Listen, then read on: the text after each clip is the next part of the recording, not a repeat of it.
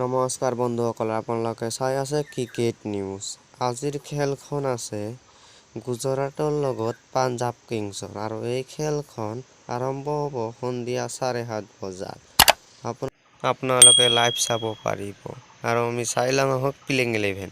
গুজৰাটৰ প্লেইং 11 সুমন গিল আৰু মাৰ্টিছ ৱাৰ্ডত ওপেনিং কৰিব। 3 নম্বৰত আহিব বিজয় শংকৰ, 4 নম্বৰত ডেভিড মিলাৰ, 5 নম্বৰত হাৰ্দিক পাণ্ডিয়া, 6 নম্বৰত অভিনৱ মনোহৰ আৰু 7 নম্বৰত আহিব ৰাহুল টেৱাটিয়া, 8 নম্বৰত ৰাছিদ খান আৰু 9 নম্বৰত মহম্মদ শামি, 10 নম্বৰত লুকি ফেৰ্গাছন আৰু 11 নম্বৰত বৰুণ অৰুণ। আৰু চাইলঙা হয় পাঞ্জাব কিংছৰ প্লেইং 11 ওপেনিং কৰিব মায়াংক আগৰৱাল আৰু শিখৰ ধাৱন।